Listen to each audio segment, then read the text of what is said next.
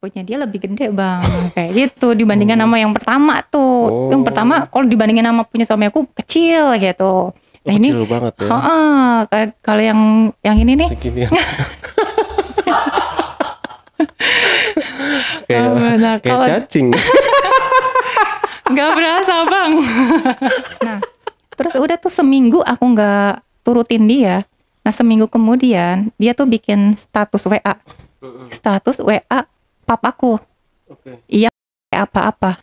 Aku lihat itu kak, dia transfer 20 juta. Cuman buat aku bikin video sama anak aku. Selang beberapa lama aku ngerasa diri aku tambah sakit gitu. Kayak bagian aku tuh kayak gatel, perih, ngerasa sakit, kayak gitu.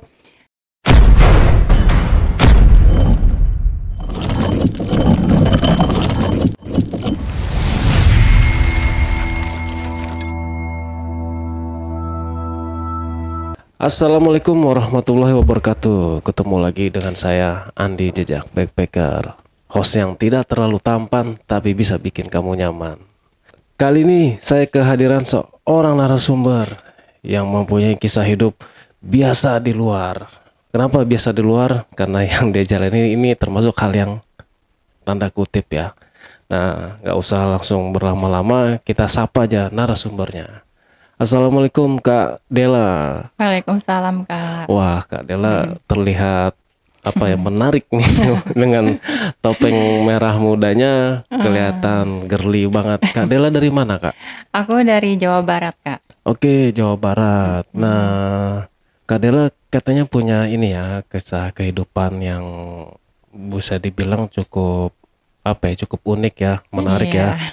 Nah, di mana Kak Dela ini pernah menjalani Pernah kak. Pernah ya, dan masih sampai sekarang? Oh udah enggak. Oh sekarang sudah enggak? Udah enggak. Aku udah enggak mau lagi kayak gitu. Oke, nah nggak usah berlama-lama nih Kak. Mungkin penonton juga udah nggak sabar nih mau dengar kisahnya Mbak Dela nih. Kenapa sih kok bisa terjun ke dunia itu gitu kan? Udah siap Kak Dela untuk cerita Kak? Ya siap. Oke, silakan Kak Dela. Ya jadi awalnya tuh aku hidup sama suami tuh biasa-biasa aja gitu. Semua kebutuhan aku tercukupi lah gitu. Dan aku punya seorang anak kak. Gitu. Anak aku waktu suami masih ada itu sekitar umur SMP lah. Kelas 1 SMP. Kayak gitu. Nah aku jalanin seharian sama suami. Itu normal. Nggak ada cekcok lah. Nggak ada keributan. Kita termasuk keluarga yang harmonis gitu. Hampir setiap hari kita nggak ada yang namanya ribut, berantem.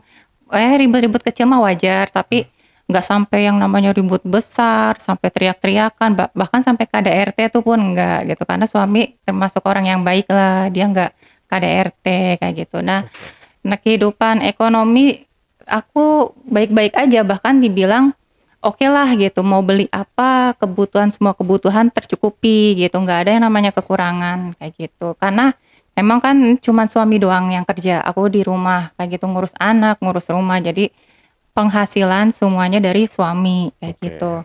Nah sekitar kejadiannya udah lama sih ya, sekitar 5 tahunan yang lalu gitu. Nah sekitar 5 tahun yang lalu itu suami tuh kecelakaan kak. Kecelakaan pas pulang dari kerja, dia bawa motor. Kayak gitu. Jadi suami pulang kerja, dia kecelakaan tunggal di jalan raya. Nah sempet dibawa ke rumah sakit dan sempet dirawat beberapa hari. Sebelumnya sama beberapa hari itu suami koma, nggak sadar. Kayak gitu. Nah setelah beberapa hari di rumah sakit, suami koma, nggak lama suami meninggal. Kayak gitu. Nah barulah mulai nih kehidupan aku yang 180 derajat tuh beda banget sama yang sebelumnya kayak gitu. Karena suami udah meninggal, terus penghasilan emang sebelumnya dari suami kan. Aku sama sekali nggak kerja, nggak ada usaha, pemasukan juga dari sisa-sisa tabungan aja, nggak ada pemasukan. Aku pakai sehari-hari keuangan tuh dari ya tabungan-tabungan yang aku kumpulin sama suami kayak gitu. Sampai di satu titik anak aku itu mau naik kelas. Nah, anak aku mau naik kelas dan harus bayar daftar ulang kayak gitu. Dari situ aku butuh uang lumayan lah gitu untuk kebutuhan daftar ulang anak, untuk keperluan sepatu, seragam baru, buku segala macam kayak gitu. Dan di saat itu ekonomi bener-bener lagi nggak ada gitu. Aku berusaha minta bantuan ke keluarga itu udah, tapi emang keluarga nggak bisa bantu banyak. Aku coba pinjem sana sini juga udah gitu. Dan sebelumnya aku udah sering pinjem kemana-mana Kak, kayak untuk makan doang gitu. Bahkan sampai ngutang ke warung pun aku jalanin gitu, aku lakuin gitu. Itu untuk sekedar makan aja gitu. Nah tapi pas saat itu aku memang butuh uang gede gitu. Aku coba pinjol nih. Cuman aku mikir gini, kalau pinjol gimana bayarnya? Pasti nanti ditagih lagi sama DC atau gimana kayak gitu. Akhirnya aku nggak ke arah pinjol gitu. Pas aku lagi lagi pusing-pusing gitu, aku coba cari informasi di sosial media lah kayak gitu, kayak Facebook, IG segala macam.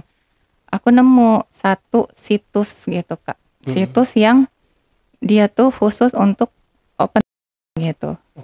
Kayak gitu. Kayak kalau sekarang tuh LC gitu, tapi bukan LC. Ini lebih ke sendiri gitu. Oh, ini ya lebih spesifik langsung ya, gitu ya. gitu.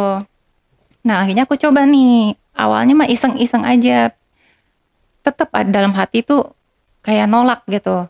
Aku nggak mau kayak gini. Tapi demi anak untuk bisa sekolah, demi untuk bisa bayar semua utang-utang yang aku pernah pinjem, yaudah nggak apa-apa deh, aku coba dulu gitu. Dan emang niatnya cuman sekali aja gitu. Udah aku coba sekali aja lah kayak gini kayak gitu. Akhirnya aku coba, dapet lah Kak, ada yang menghubungi aku kayak gitu. Dia menghubungi aku, dia bilang nanya berapa nya kayak gitu. Aku bilang sekian-sekian lah gitu. Kalau berapa lama? Dia minta seharian gitu. Seharian. Ketemu sore, pulang siang katanya gitu. Terus aku bilang, oh kalau itu agak mahal. Aku tarifin Kak. Tadinya aku nggak tahu tarif itu berapa gitu. Aku asal aja. Wah, apa kemurahan, apa kemahalan, orang nggak tahu gitu ya. Asal aja gue butuh duit segini, ya udah gue ceplos-ceplosin aja. Mau nggak lu bayar 1,5 gitu seharian sama gue gitu. Wah mahal banget lu gitu, kayak gitu-gitu. Terus ya udah lu berapa adanya? Dia nawar 1 juta, ya aku yain aja gitu kan. Ya udah. Besar lah ya, waktu itu ya. 1 juta kalau mau nggak apa-apa dah gitu. Dia bilang ya udah boleh deh 1 juta. Ya dalam hati ini kemahalan apa ini kemurahan ya gitu. Nggak tahu harga, aku benar-benar nggak tahu harga kayak gitu aja. Kita ketemuan. Itu pas pertama kali ngelakuin itu sama orang, itu sebenarnya ada rasa menyesal juga sih ya, tapi satu sisi juga butuh, satu sisi juga menyesal, inget anak, inget almarhum. Nah ya udahlah, akhirnya kita aku jalanin aja lah, ketemuan lah aku sama si orang itu gitu. Sebut nama apa enggak nih Bang? Inisial aja. Oke, inisialnya A kayak gitu. Enggak. Oh ya, dia inisial A. Nah, ini kita ketemuan di satu mall, janjian kayak gitu. Kita ketemuan, pas pertama kali ngeliat orangnya, anjir, nggak sesuai ekspektasi. Di gambar mah cakep, di sini mah, Kayak gimana emang? Aduh, gimana ya? Takutnya ini lagi body shaming lagi nih. Pokoknya nggak sesuai ekspektasi lah. Cuman pikiran aku, ya udahlah demi uang nih, demi anak gue mau gitu. Udah ketemuan.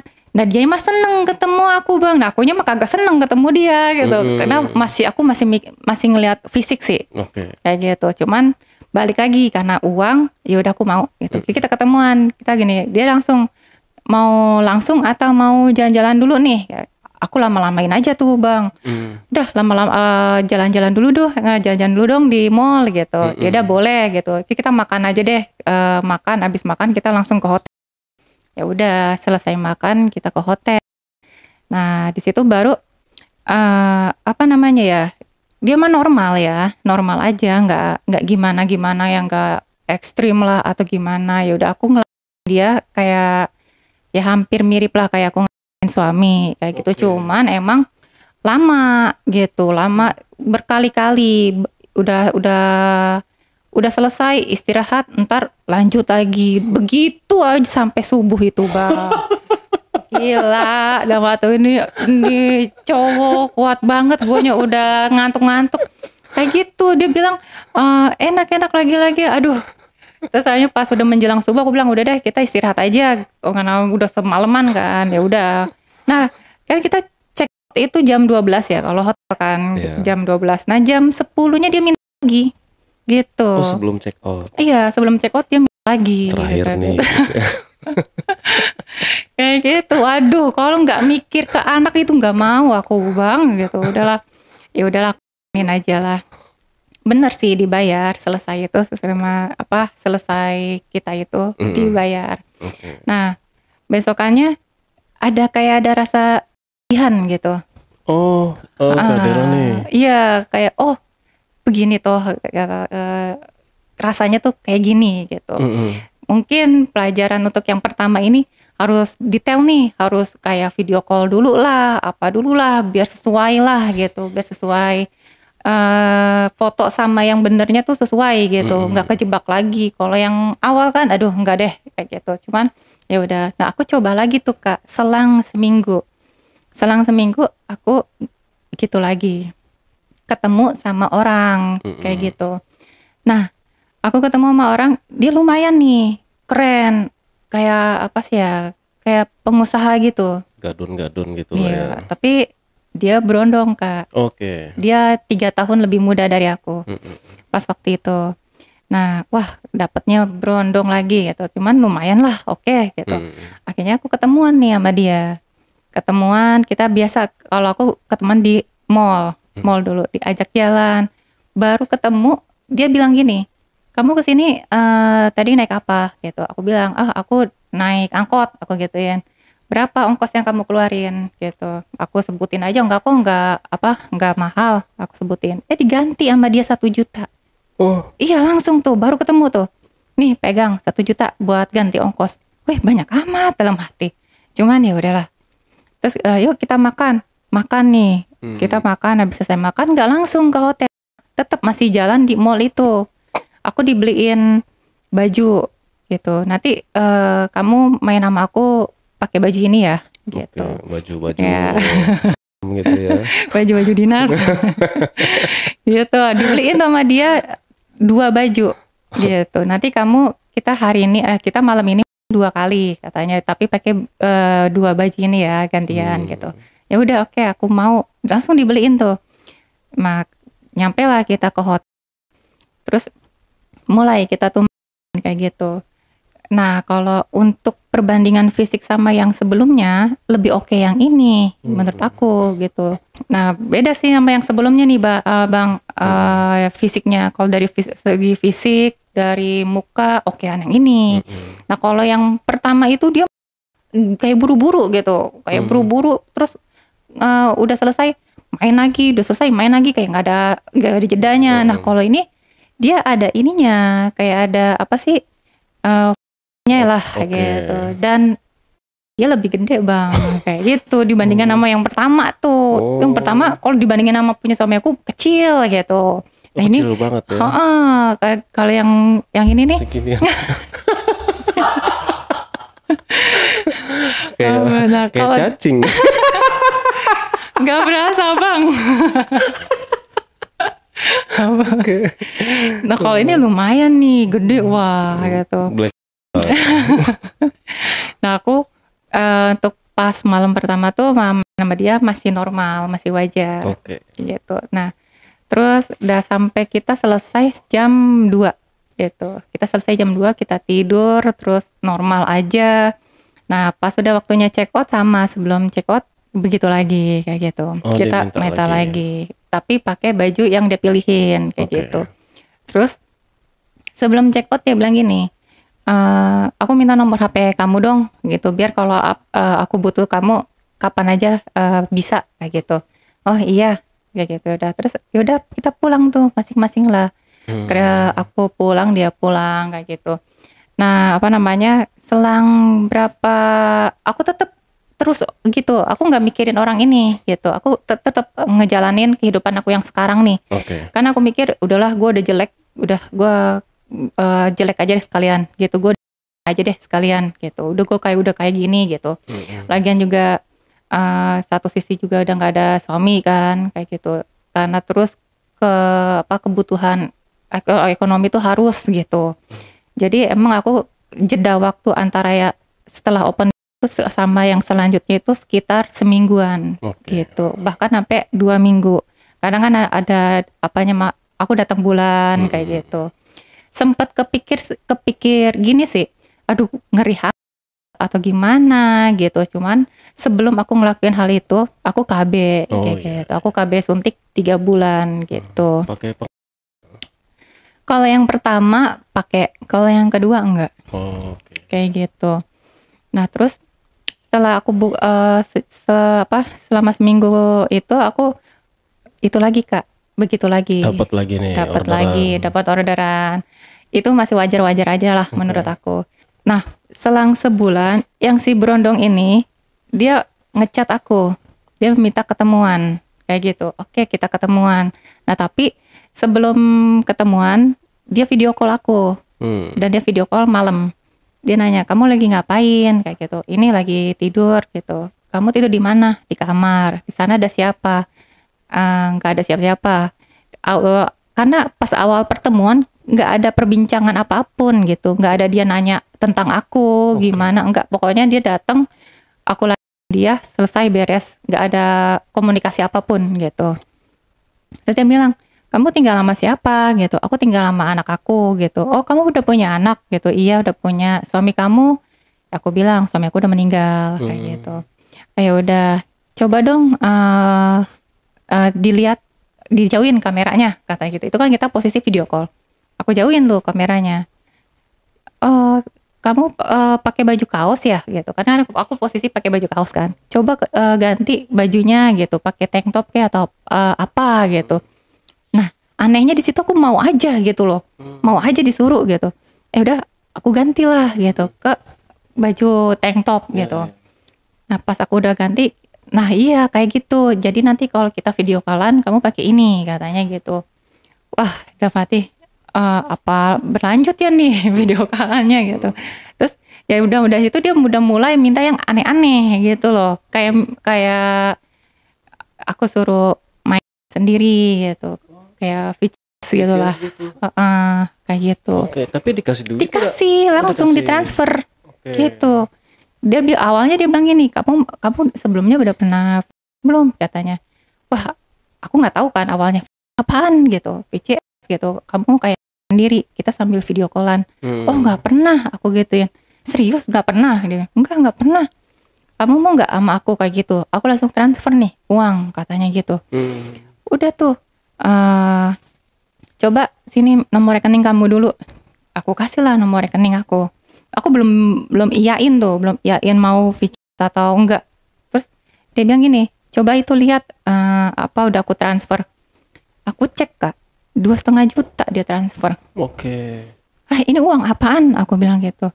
"Udah sekarang kamu bantu aku, kita mainnya VCS," katanya gitu. Yaudah. Terus aku belum pernah gitu, ntar diajarin. Akhirnya aku main VCS sama dia Kak gitu. Dan itu 1 jaman ada gitu. Itu ikutin perintah dia? Iya, ikutin perintah dia. Aku suruh begini. Pokoknya sesuai perintah dia. Kayak gitu. Nah, setelah situ, banyak amat gitu. Enakan kayak gini dong daripada ketemu. Kayak gitulah gitu. Terus paginya dia ngajakin jalan gitu. Kita ketemuan ya hari ini gitu. Ketemuan di mana? Ya tempat kayak kemarin. Oh iya, boleh, aku bilang gitu. Tapi ada satu syarat, dia bilang. "Kamu punya baju dress nggak?" gitu, dress yang mini. "Ada," aku bilang gitu. Aku tunjukin tuh beberapa dress aku. Yang ini nih, yang bagus, yang warna merah ada bunga-bunganya. "Oh yaudah, kamu pakai itu, tapi nggak boleh pakai dalam, atas bawah nggak boleh dipakai," katanya. "Hah, nggak nyaman," aku bilang gitu. nanti gimana aku keluar? Nggak apa-apa gitu. Pokoknya aku mau kamu ketemu sama aku, kita jalan nggak pakai dress itu, tapi nggak pakai Iya, kayak oke. gitu.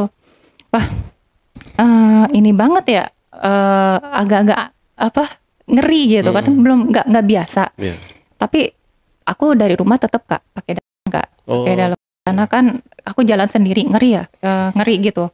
Nah tapi nyampe mall aku lepas aku gitu, sebelum ketemu sama dia aku lepas kayak gitu. Terus kita ketemuan lah gitu. Nah awalnya aku lepas atasannya doang, oke. aku berani cuman atasan doang. Tapi dia kayak tahu gitu, kayak tahu, kamu kan aku bilang jangan pakai apapun. Sekarang bawanya yang bawa dilepas katanya gitu. Oh, Ganti. karena kelihatan Mungkin nyemplak. kayak.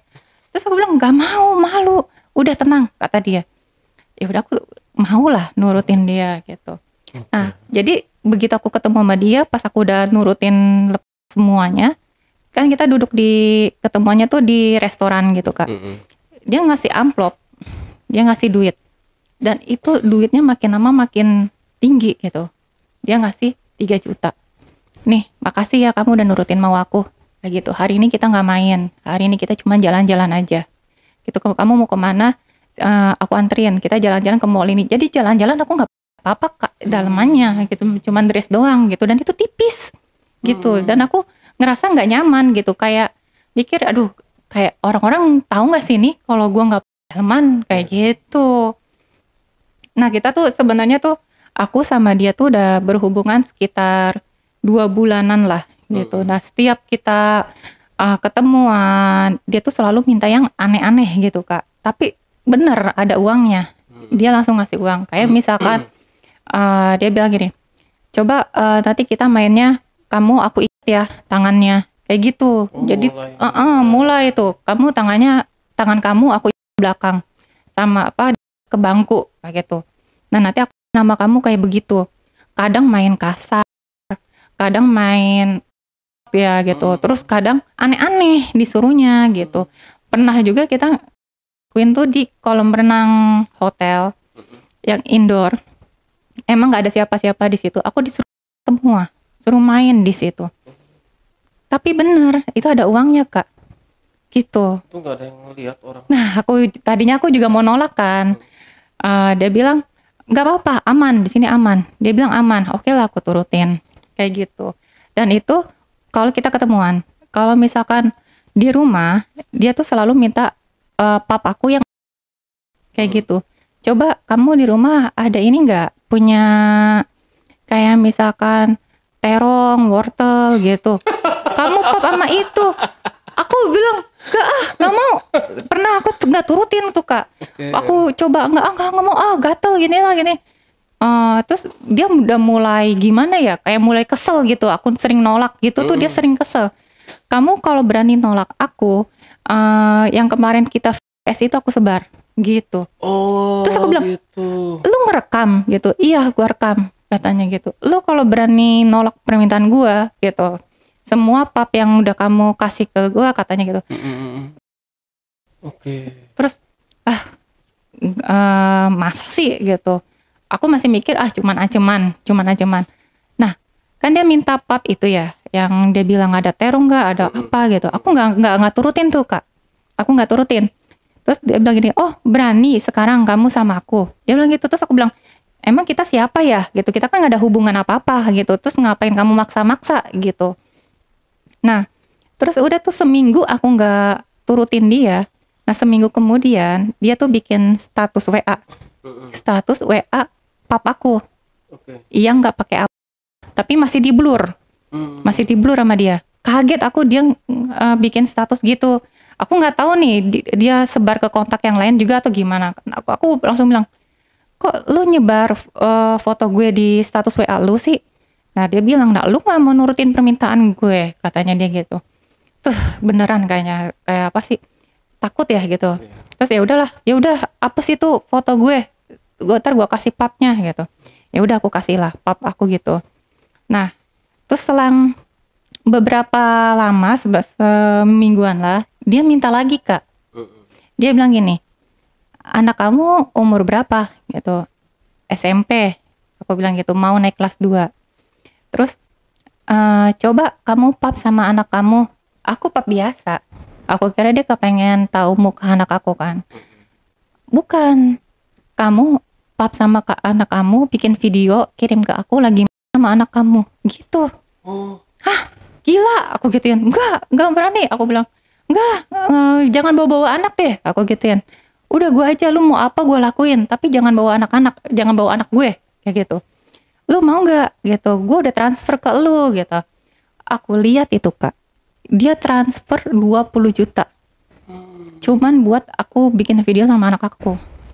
Kayak gitu. Suruh berhubungan. Enggak lah, aku nggak mau. Tetap. Maksudnya perintah dia suruh berhubungan. Iya, suruh sama anak aku. Cuman aku nggak mau lah gitu. Nah, seminggu tetap tuh aku nggak turutin permintaan dia. Terus dia bilang gini, ketemu sama gue sekarang, katanya gitu. Udah nih, aku ketemuan di tempat biasa di restoran. Terus tiba-tiba dia ngasih duit.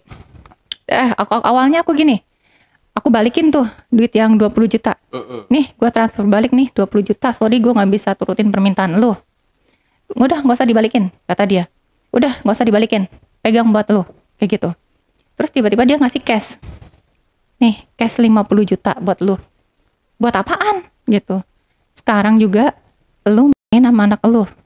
Hotel, gue liatin. Enggak, gila lu. Gak mau aku untuk nurutin permintaan dia.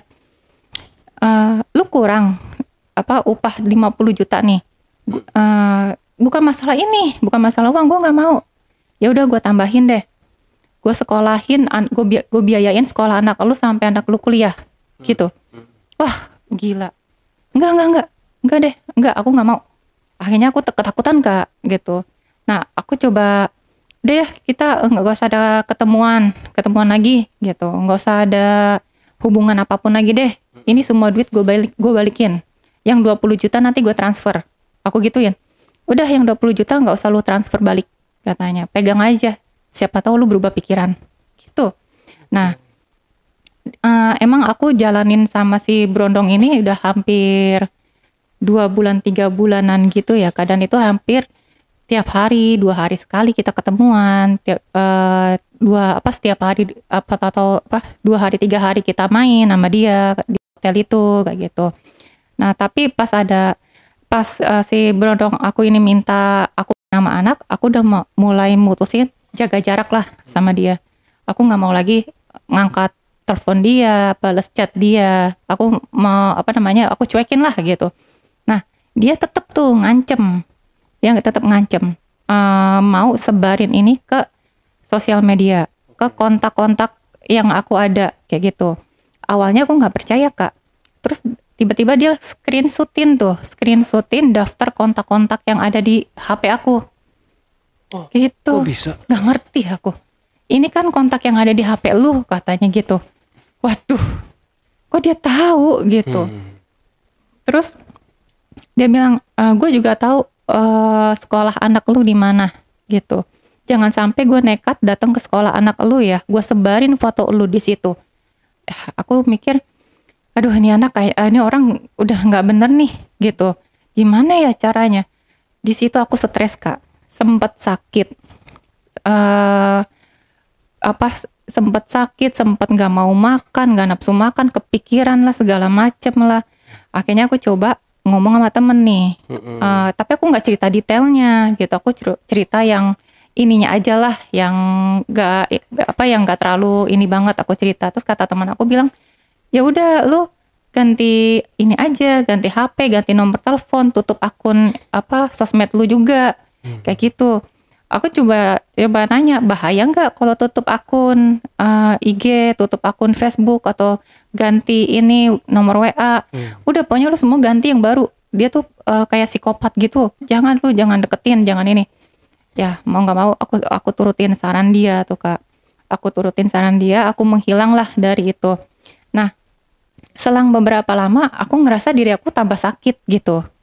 Kayak bagian aku tuh kayak gatel, perih, ngerasa sakit, kayak gitu. Terus aku mikir, ya Allah ini kenapa? Ya gue kenapa ya gitu.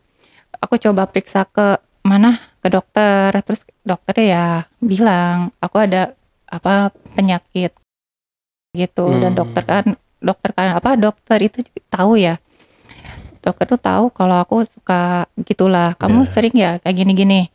Ya aku mau nggak mau aku jawab iya dok gitu.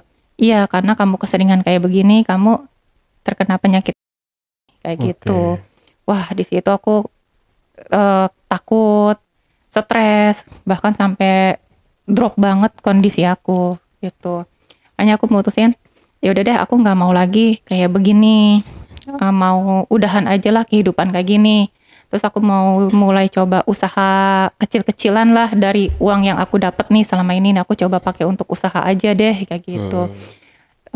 Akhirnya ya udahlah Kak, aku mutusin untuk nggak itu lagi kayak gitu. Dan aku pindah kontrakan, aku pindah tempat tinggal, aku tutup semua akun aku, HP aku ganti, HP yang lama aku jual aja kayak gitu. Semua aku ganti, aku menghilang dari dia gitu. Kayak gitu sih ceritanya. Tapi dari setelah tutup akun itu dia nggak pernah coba cari tahu, misalkan dia tadi kan sempat ngancem mau datang ke sekolah anak tuh. Iya. Nah itu dia nggak datang.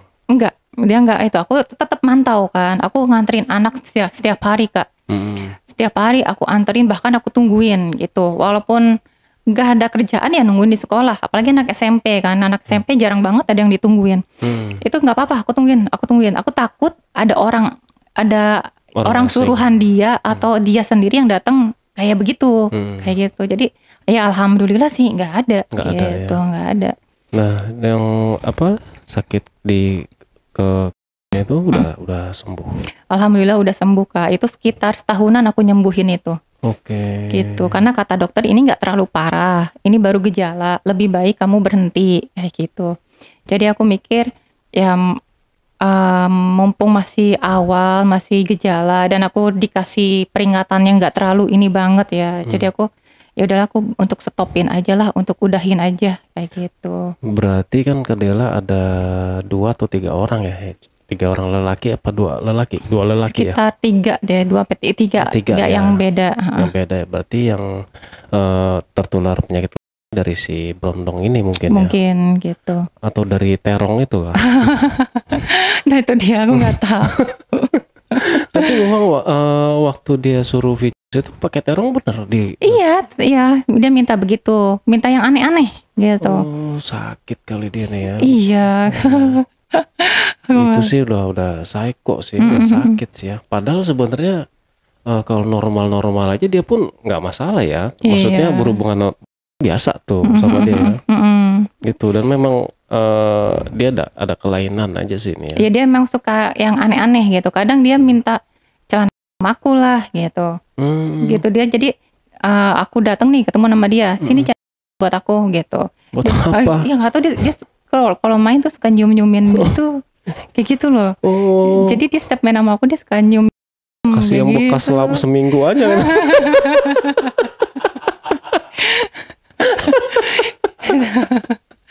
Dan yang paling parah nih yang menurut Kak Dela waktu dia minta di hotel yang aneh-aneh itu ngapain tuh?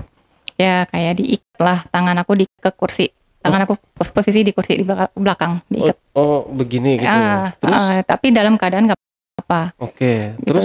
Baru tuh dia ngelakuin hal apa aja lah dia gitu. Dia dari mana? Dari depan gitu? Iya, kadang dia pakai alat gitu loh Kak, kayak mainan gitu. Oh kayak iya kayak gitu, kayak gitu. Oh ini buat pasan dia itu ya? Iya gitu. Oh emang kelainan sih nih orang nih.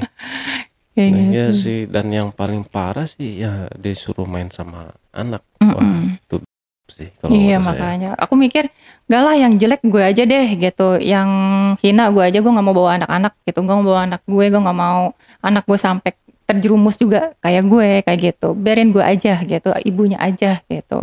Itu sebenarnya udah ancaman ke Kak Dela nggak coba berani untuk lapor polisi? Enggak Kak, nggak berani Kak. Nggak berani ya? Nggak berani, pasti tetap polisi nyalahin ke aku kayak gitu. Ya ini emang dilema juga sih ya. Iya. Kita mau lapor aib kita bener. gitu kan, malah kebuka nanti gitu.